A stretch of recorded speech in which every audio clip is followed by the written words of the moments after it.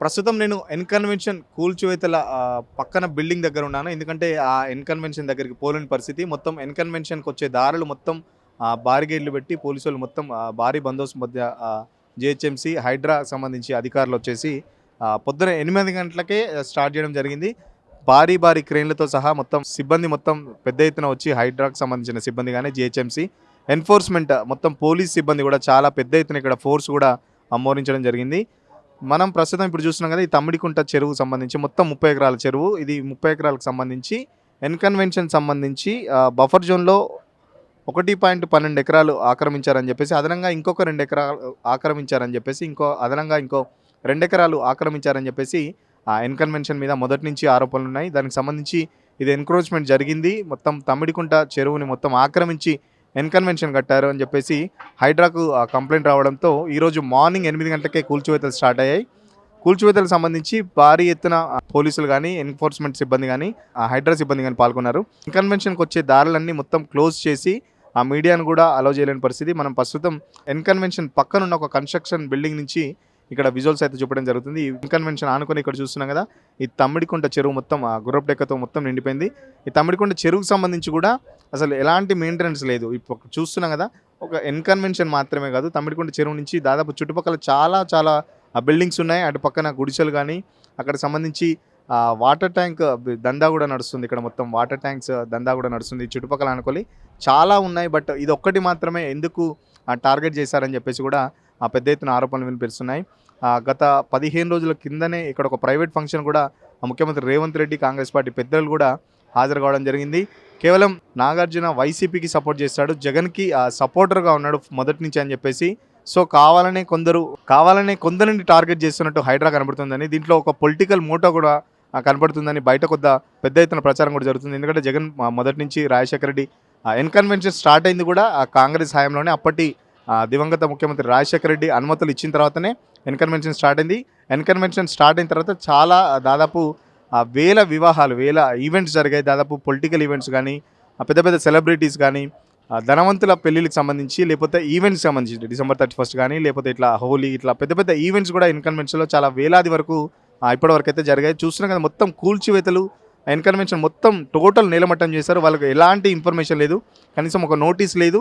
దాదాపు లోపల చాలా వరకు సామాన్లు కూడా ఉన్నాయి. ఏసీలు కానీ, లేకపోతే లోపల మొత్తం డోర్స్ కానీ, ఫర్నిచర్ మొత్తం అంతా టోటల్ నేలమట్టం చేశారని చెప్పొచ్చు. చూస్తున్నాం కదా, ఇప్పుడు మనకు అక్కడ మిషన్తో మొత్తం ఎక్కడికక్కడ కూల్చివేత స్టార్ట్ చేస్తున్నారు. దాదాపు పొద్దున 8 గంటలకు స్టార్ట్ అయింది. దాదాపు ఇంకో గంట 2 గంటల్లో మొత్తం క్లీన్ చేసే పరిస్థితి ఉంది. హైడ్రాకి సంబంధించి దూకుడు అయితే పెంచిందని చెప్పొచ్చు. ఎందుకంటే నిన్న పొంగులేటి శ్రీనివాసరెడ్డి కూడా తనది ఎఫ్టీఎల్ పరిధిలో ఉంటే నా ఇల్లు కూల్చేయచ్చు అని చెప్పేసి కూడా నిన్న పొంగులేటి శ్రీనివాసరెడ్డి కూడా హైడ్రాకి నేను అనుమతిస్తున్నాను, ఎఫ్టీఎల్ పరిధిలో నా ఇల్లు ఉంటే బేషరతుగా మీరు కూల్ చేసుకోవచ్చు, ఎఫ్టీఎల్ పరిధిలో ఎవరిదున్నా మేము అలౌ చేయము, కంపల్సరీ హైడ్రాకి ఫుల్ సపోర్ట్ చేస్తామని చెప్పేసి మంత్రి ఓ పక్కన చెప్తుంటే, ఈరోజు పొద్దున్నే 8 గంటలకు నాగార్జునకు సంబంధించి ఈ ఎన్‌కన్వెన్షన్ కూల్చివేతలు అయితే స్టార్ట్ చేయడం జరిగింది.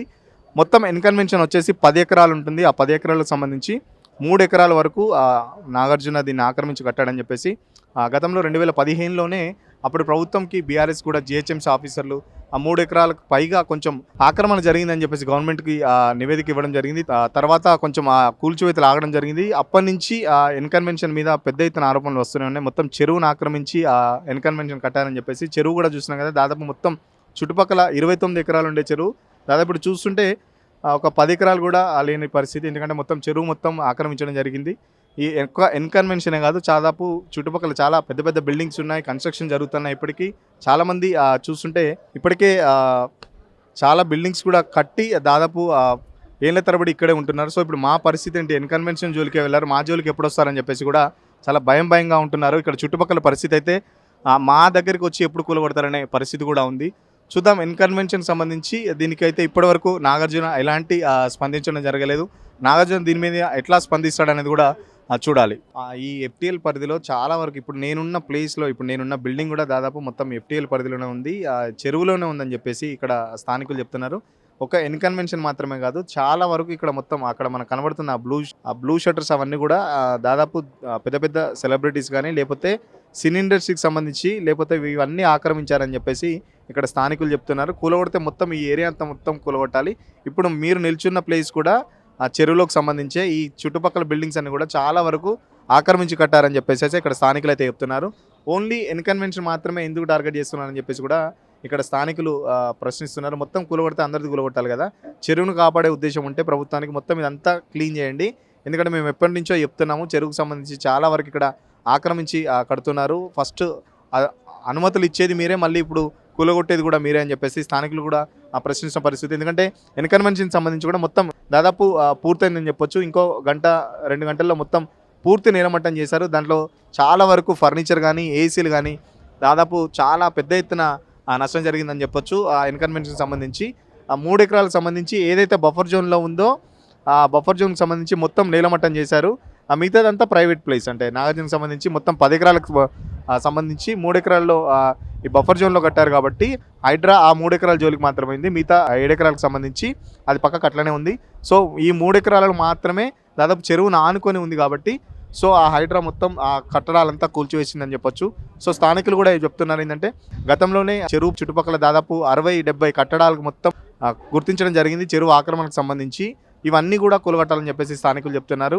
కేవలం ఆ హైడ్రా కొంత సెలెక్టెడ్ పర్సన్స్ లేకపోతే టార్గెట్గా కొందరు సెలెక్టెడ్ టార్గెట్గానే హైడ్రా పనిచేస్తుందని చెప్పేసి బయట కొన్ని ఆరోపణలు కూడా వినబడుతున్నాయి. ఎందుకంటే దీంట్లో ఒక పొలిటికల్ మూట కూడా కనబడుతుంది.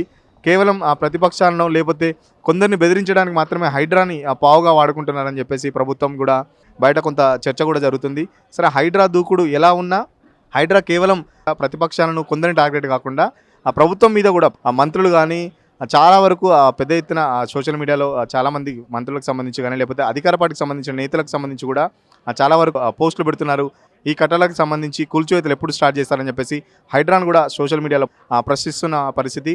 సో హైడ్రా వాడి జోలికి ఎప్పుడు పోతుంది అనేసి కూడా చాలా ఉత్కంఠంగా ఉంది. ఎందుకంటే హైడ్రా దూకుడు పెంచిందని చెప్పొచ్చు. హైడ్రా దూకుడు కేవలం సెలెక్టెడ్ పర్సన్స్ మాత్రమే కాకుండా అధికార పార్టీ జోలికి కూడా వెళ్తుందా అనేది పెద్ద ఎత్తున క్వశ్చన్ మార్క్గా ఉంది.